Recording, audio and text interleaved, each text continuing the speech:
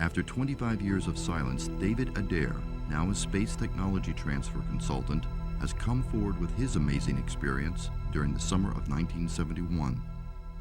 I was 13 years old when I built my first rocket, and it left the backyard at about 3,500 miles an hour. I was able to build it out of a construction machine shop that my father owned when he used to work for the mechanics and racing enterprises, and we had plenty of equipment and tools that allow such manufacturing to be done. The rockets kept getting bigger, faster, till finally I was able to get funded by a federal grant by a congressman named John Ashbrook. And with that help, I was able to go ahead and complete a larger rocket with an entirely new type of engine, which was a fusion containment engine. In simple essence, it's able to create a magnetic field capable of holding a thermal fusion reaction inside, like a chunk of the sun contained in a magnetic bottle. And when you tap that power, it allows you to have tremendous thrust, which is what makes the rocket go forward. So once the engine was and the rocket was completed, we obviously couldn't launch it where I was launching smaller rockets, which were out in cow fields in Ohio. So we had to go to White Sands, New Mexico, and that was arranged by the congressman and a consultant at the time who was a retired general named Curtis LeMay. They instructed me to send the rocket down 656 miles northwest of there to a precise set of coordinates that they gave me. And I asked them, why are we landing in a dry lake bed in Nevada? And they said, just drop it there. And I said, I can do that. So we fired the rocket, and it was a really success as far as engines go. Extremely fast. It was so fast you couldn't even see it leave. So we got on the plane, and when we got there, they were right. There were twin 10,000-foot runways there and hangars and a 42,000-acre Air Force base called Groom Lake.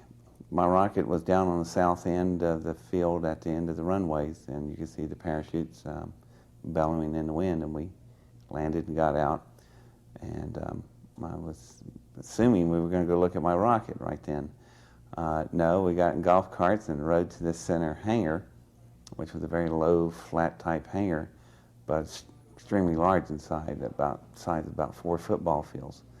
So we pull in there and stop in these little golf carts, and we're just sitting there, and I'm going, well, that hangar's empty. I thought, this is interesting, you know. And then in a few minutes, little yellow and red lights came on flashing, and then out of the ground, or out of the floor, come these little rails with chains on them. They came up around all the doorways, and then the entire floor dropped out from under us. It's an elevator. We went down about 20 stories, and in the work bays, we went down to one that had something sitting in one of the big workshops. They pulled the big covers off this thing, and it was interesting. It's an engine that's about the size of a school bus.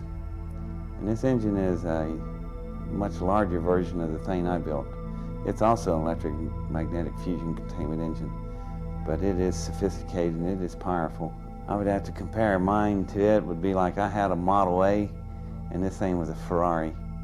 I mean, it's just tremendous, powerful difference, but we both were of the same engine breed. And this one had been damaged right in the center of the core. They asked me to look at it and describe to them how I thought the thing functioned. And I asked them, you know, how come I'm telling you about your engine? And they said that the engine was recovered in a project they was working with, and they wasn't sure how everything functioned on it, and personnel that were available to work on that was not available anymore. And they said if I could just help them out a little bit. Well, being 17 years old at the time, they thought I didn't pick up on too many adult innuendos, but I guess I was born old. I knew exactly what they were doing. So I said, fine, you know, yeah, I'll be glad to help my country, you know. Yeah. So we play along, and I asked them, can I walk up to it? They said, sure. As a matter of fact, you can climb on it if you want. So I got up to the engine. When I put my hands on the engine to pull myself up on it, this really interesting swirl pattern would come off wherever my skin was touching, and they would swirl out through the metal, going out through the alloy. And I didn't know of any metal that could do that. So I turned around and told them about this firing system here, and they were going, yeah, where is the firing system? And I started to tell them that because I finally figured out what this thing was doing. But then I said, well, why am I telling you about your own firing system if all this is yours, and you got, this isn't from here, is it? Matter of fact, it ain't from around the area, is it, boys? And they started getting upset. I said, let's do some assumptions. This is an engine. I'm assuming it came out of a craft, a big one, by the size proportional differences, probably 300 feet plus, you know, the length of a football field. Well, therefore, it's got occupants. What in God's name have you done with them? Well, that was the wrong thing to say, because they are up on the engine coming after me, and it's time to leave. Well, when I bend down to get off the engine, I put my hands back on the engine. Something interesting. Instead of the nice, smooth wave lines, they would now look like small tornadoes coming off all my fingertips, moving through the metal. And then I realized what this thing was. They grabbed hold of me, the Air Force guys did. We got back in a golf cart and we were riding back up to the surface. And I was sitting there thinking, I just realized what this engine is. It's a symbiotic engine. The engine is alive. It is an engine that's capable. The reason they couldn't figure out the firing order is that the tubing that was cascading all over its body looked like the same pattern you would have from a brainstem of a neurosynaptic ordering firing order. So what's happening is when the pilots sit down in their seats, their thought waves drive the engine.